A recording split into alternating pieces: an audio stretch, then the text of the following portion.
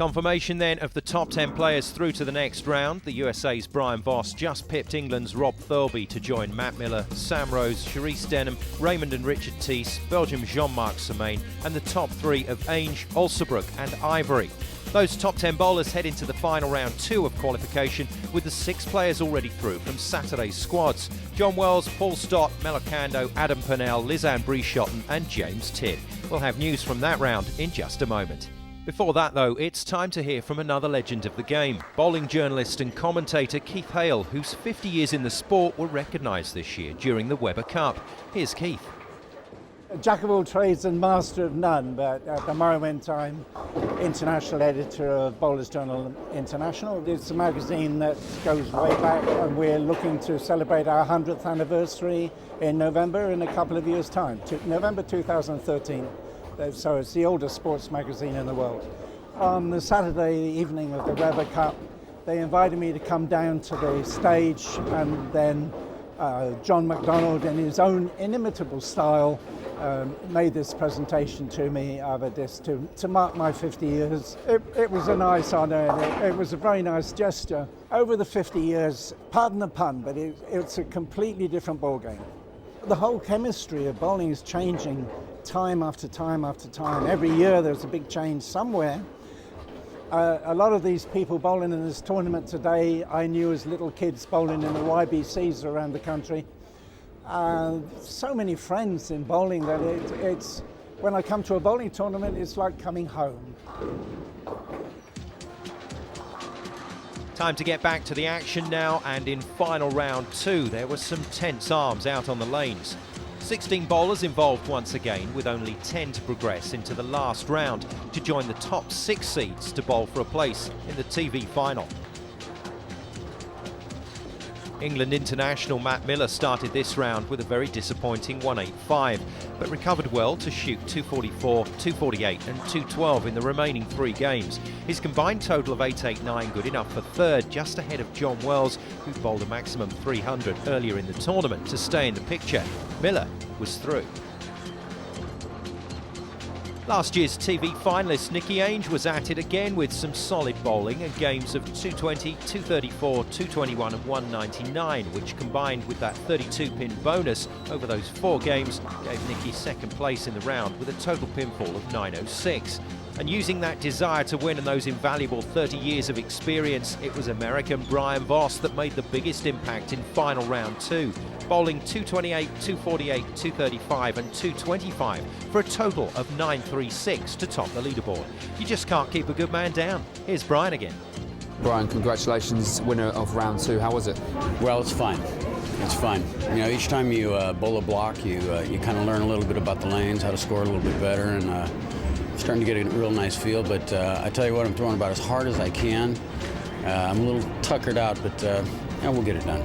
Just tell us a little bit more about the conditions, and in particular how you have to adapt to the conditions. Well, you know, I think a lot of people approach this game and they learn how to bowl, but it's really learning about how to score. There's a way to score out there that seems to be a little bit more dominant, how to knock down more wood. I try to stand as far right as I can and throw it as hard and as straight as I can. And traditionally, that seems to be the way that you know, players over the years have won this event and done well. So that'll be my strategy for the next 4 games. Confirmation then of the top 10 to head into the final round of qualification. Adam Purnell, Joe Olsebroek, round 1 winner Laura Ivory, Melocando, Sam Rose, Paul Stott and John Wells join our top 3 for a spot in the last 16 for a shot at making the TV final of the 888.com English 10-pin Open. Completing that group of 16 will be the top 6 seeds: Fiona Banks, European Weber Cup player Paul Moore, Belgium's Jimmy Ravez, defending champion Joe Cundy, and 2 men in blistering form, England internationals Mike Quarrry and Steve Thornton. And so to news from the final round of qualification. Top 5 required to make the TV final, and the player who claimed that spot, knocking out the 11 players below him, was Belgium's Jimmy Ravez. His total of 925 beating the score of England's Paul Moore by just 3 pins. Ravez had made the big show. And guess who else was there, staying right and throwing it as hard as he could? USA's BRIAN VOSS pitched in with scores of 258, 211, 247 and 215 for a 931 total to become seed number 4 going into the Stepladder final. Jo Cundy's love affair with this event and these lanes at the Lakeside Super Bowl continued. Her combined total plus bonus of 949 left the defending champion in with a shout of claiming the title 2 years in a row and continuing the tradition at this tournament of world-class female bowlers beating the men. England's Mike Quarrry drew the crowd and the cameras when he made 9 strikes in a row and threatened to make a TV maximum. Strike 10 was a close one, but it looked as if the bowling gods were on his side. A sublime scorecard for Mike so far, but could he book his place in the TV final with the perfect game? With every spectator in the centre now gathered behind the big cue as he's known, it was time to throw.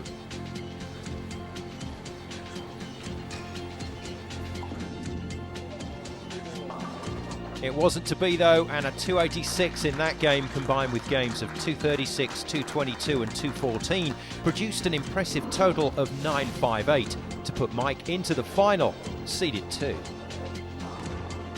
And heading into the Stepladder final as the favourite was the man who has bowled many times on Sky Sports over the years in Masters and Weber Cup events, England's Steve Thornton. He absolutely ripped up in his last 4 games, 266, 245, 278 and 279 for a total pinfall of 1,068 and a place in the big show as the #1 seed. So that's how qualification played out. QF qualified for the final goes next to our top 5. Ravez, Voss, defending champion Cundy, Quarrry and #1 seed Thornton head into the TV final for a shot at the title and the £3,500 winner's cheque. Moore so close, but he along with Ainge, Rose, Wells, Stott, Banks, Ocando, Purnell, Miller, Ivory and Alsabrook miss out at this year's event. And if you're wondering how a Stepladder final works, well, 4th and 5th seeds play in match 1, then the winner meets seed 3 in match 2. The winner of that plays seed 2 in what is effectively the semi-final, and seed 1, Steve Thornton, meets the winner of that match in the championship game. All of the TV finals action from the 888.com English Open coming up after the break. Stay with us here on Sky Sports.